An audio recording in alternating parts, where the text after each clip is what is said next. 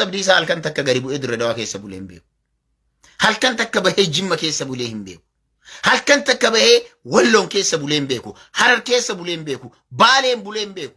Dhaqanii lalanii galanii keessaa galuu malee. Kanaaf yaa Oromoo akkuma Wallaggaanii ilmaan nafxanyootaatiif hin kennin Wallagga irraa wanti isaan qaban hin jiru miti. Goojjam Matakkalii fi Baahir Daar Yemacaa Awraajjaa akkuma taate sana Oromoo lafa isaa achi bal'isee yoo hin falmanne yeroo har'a agartanii miti yeroon geesseen Ameerikaa jira. Namoonni hedduun keessan biyya alaa kana jirtanii warri biyya keessa jiru ammoo keessumattuu warri ummata kanaan daangaa jirtan yeroo lafti isin dhiphattu ammaadha. Yeroon qe'ee keessan keessatti maatiin kee firri kee itti salphatu yeroo nutis akka Oromootti mataa ol qabannee dubbachuun nutti ulfaachuu danda'u. Guyyaa Dirree Dawaa keessaa dhiitanii si baasan guyyaa laalaa waan jarri godhaa jirtu Oromoon quban qabdu. Every single city halkanii guyyaa nama itti galchan jarri. Oromoon biyyaa baqata. Har'a Yemeniin keessa ka guute ilmaan Oromooti. Ilmaan Oromoo keessaallee ijoollee safaa ijoollee Arsii Baalee fi Harargeeti. Namni 30 dheengadda Yemeniin keessatti asii achi akka horiititti oofan kun eessaa bahe yoo jenne lafoota kanneen keessaa bahe. 30 san keessaa yoo xiqqaate 10,000 ijoollee Harargeeti. Minimum 10,000 Yemen keessatti ijoollee rakkattu ijoollee Harargeeti. Maal qaba ijoolleen kun gara Dirree Dawaatti deebanii jiraataa Dirree Dawaa osoo ta'anii? Maal qaba osoo filannoon isaa nutti hin deemne ijoollee kan achiyyuu fuudhanii achi galchaniitiin qubachiisaniitiin Atleast lakkoofsa Oromoo magaalaa san keessa jiru osoo dabalanii? Maal qaba? Dammee baga jiraatte fayyaa keetii nagaa jirtaa akkam ilmaan Oromoo hundumti keessanuu baga jiraattan. Ani hin dubbadhu waa'ee Oromoo. Dhimmi Oromoo kana irrumaa cal'isan tola jennee yeroo dheeraadhaaf irraa cal'isne. Hadha lafti Baalee walakkaan saamameera. Gurraa Dhaamolee dabalatee Boorannii fi Gujiin akkasi. Booranni akkasi. Deebi'amee amma Dirree Dawaa irratti yoo falmiin akkanaa dhufu kuni du'a Oromoo, salphina Oromoo, kufaatii Oromoo.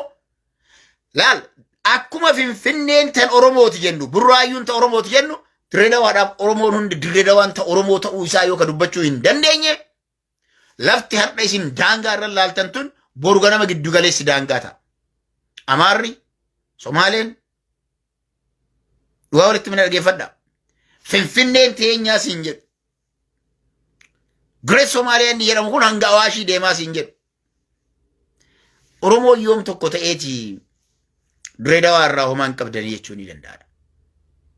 Oromoon yoom takka ta'ee jijjigaan ta Oromooti. Oromoodhaaf deebi'uu qabdii yoom jedhaadha. Yoo ka hin jenne taatani jara keenya Rabbi fayyaa isinii haa kennu. Rabbi fayyaa isinii haa kennu osoo qofa osoo hin taane Oromoon yoo afaan tokkoon gadi bahee daangaan kun kiyya jedhee waan biraa godhuu dadhabe falmachuu ragaa walii bahuu kan dandeenye rest in peace Oromoo. Rest in peace. Rabbi isinii haa araaramuu jennaan. Rabbi warra jannataa isinii haa godhuu tana du'aa isinii goona. Anas dabalatee jechuudha when I say Oromoos. Garuu wanti mul'ataa jiru Oromoon gandumaa wal cicciraa jirra. Kana sirriitti haayiban dhugaa walitti haayiban. Amantiidhaanis gandaanis akka Oromoo ka walitti taphataa jiru hin jiru. Mee wadhaamee waan miidiyaa kana irratti deemu laala. Yeroodhaa yerootti godinaa walitti buusuun, amantii walitti buusuun, wal nyaachisuun, inni walakkaan isaaf haarsee bulaa ta'e, inni walakkaan ammas gamanatti yoo dhugaa jiru dhugaa ummataa dubbatu kan dhugaa ummataa ukkaamsu asuma keessaa kan ba'u. Garuu ammoo Oromoon waliigalatti akka Oromootti wantoota kana ta'uu keenyaan Oromoo yoo salphifne malee, Oromoo yoo qaanyiitti uffisne malee, Oromoodhaaf wanti bifa kanaan deemamee bu'u hin jiru. Kanaaf yaa Oromoo, yaa Oromoo dammaqaa hirriba keessa. Yaa Oromoo dammaqaa. Lafti keessa osoo isin agartan daangaa hundaan cicciramee mammaaksi Mallas Zeenaawi ሰፊውን ክልል እናጠባለን ሰፊውን ህዝብም ደግሞ እንቀንሳለን ቁጥሩ ዮኪን ሞቱ አናሳ እናደርጋለን አክ እንጀደሱን ዱቢን አመ ድሬዳዋ አራ ደምቱ ዱቢ ወሎ ረት ደምቱ dubbiin naannoo gammoojjii baaleetti deemtu, dubbiin mooyyaleetti deemaa jiru kun hundi isaa wal qabatee agarsiisa guddaadha. Wallaggaan dabalatee jechuudha. Amaaraan naannoo Amaaraa kana yoo fudhattan naannoo gubbaa Finfinnee kanaan gara Dabra Birhaan yookiin ammoo Adaamaadhaa fi naannoo Sulultaa kana jidduudhaan gadi dhufaaran jarri kun. Naannoo Inxooxxoo jidduudhaan. Hanga Finfinneetitti keenya. Cara keenya. Misoomti qofti. Mana ijaaruun karaa ijaaruun qofti gatii hin qabu. Daangaa Oromiyaa kabachiisa. Warri har'a aangoo harkaa qabdan. Seenaan ka isin gaafatu. Daangaa kaleessa OPDO'n TPLF ergamaatiin kabachiiste. Har'a ammoo OPDO'n isaan booda isaan san bakka irraa dhiibdanii. Aangoon isin harka carraan isin kenname daangaa Oromiyaa har'a diinaa fudhachiisaa jirtan kana.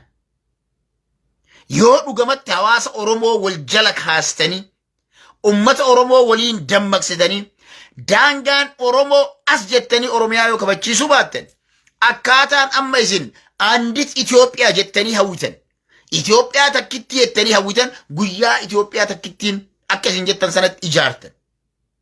Guyyaa sirna pirezidaantii isin hawwitan saniin bultan. Guyyaa Oromiyaa digdanii Oromiyaa bahaa Oromiyaa dhiyaa Itoophiyaa bahaa Itoophiyaa dhiyaa Itoophiyaa giddugala Itoophiyaa kaabaa fi kaaba bahaa maal jettaniitiin isin digdan. Ni gartan ilmaan Oromoo guyyaa adiidhaan waraabessi nyaata. Guyyaa adiidhaan maayinooritiin itti taphatti. Yaa Oromoo dammaqi. Wa alaykum assalaam wa rahmatullah. Yaa Oromoo dammaqi dhaloota xiiqii uumi. Dhaloota gumaa isaa baafachuu danda'u. Ilmi abbaan isaa ajjeefamee gumaa isaa hanga baafatutti ilma rafne uuma. That is the only way we will get respect. There is no democracy that gives Oromos respect. Beka. Kijiba kun. Hin agarre. Democracy jedhamee kabajaa Oromoo toorate hin agarre. Hin jiru. Inni biraa mootummaa biyyattii sanaatiif wantan siidhaamu. Wantan siidhaamu. Yoo dhugamatti saba kana kan jaalattanii, yoo dhugamatti biyyi Oromiyaatuun akka jiraattu barbaaddanii, marii babal'aa gaggeessaa akka Oromootti. Mariilee gurguddaa akka Oromootti gaggeessaa. Oromoon fuuldurri keenya maal ta'uu qaba? Oromoon garam deemuu qaba? Oromoon maaltu isaan mala? Oromoo maaltu as deemaa jira? Oromoo maaltu irraa achi deemaa jira? Kan jedhu kana biyya keessaa fi biyya alaatitti illee marii babal'aa, marii hayyummaa qabu. Marii namni bilchaate gaggeessu, ka ulee fi arrabaa fi killeen akka kaleessaa walitti hin darbatan gadi ta'a gaggeessaa tokko kana. Lammaffaa diyaaspooratti kabajaa horaa. Isin diyaasporaan aangoo nurraa fudhata jettanii osoo diyaasporaa dhiibdan, diyaasporaan ammoo isiniin diina osoo ta'u irra garaa isaatiif bulu malee jechuudha. Kashalabboota garaadhaaf bultuu hin taanen. Kashalabbeet asii ofii jiruu ofii jiraachuu dadhabdeetiin gara biyyaa deebitu. Isin asii achiin magaalaa keessaa fi baadiyaa keessaa fiiddanii barsiisan malee lammiileen Ameerikaa, lammiileen Awurooppaa keessa jiran dhalattoonni biyya sanaa warri ta'an Oromoon jechuudha. Walitti deebistanii yoo lammummaa Oromummaa isaa respectful jechuudha. Kabajaa olaanaadhaan jechuudha. Dhalattoota Itoophiyaa osoo hin taane isin lammiilee Itoophiyaati jettanii kabajaa yoo itti godhuu isin hin dandeenye taate dhugaa isinitti himaa bakki isin geettan hin jiru. Umrii lakkaachuu dandeettan, hanga feetan deemuu dandeettan ni gartu. At some point mootummaan isin kuffisee isin boodaan dhufu yoo Amaara ta'e ni agartu. Diyaaspooraa Amaara jiruutiif lammummaa lammaffaa yoo hin kennin. Citizenship dhugaa akka hin har'a isin maalidha?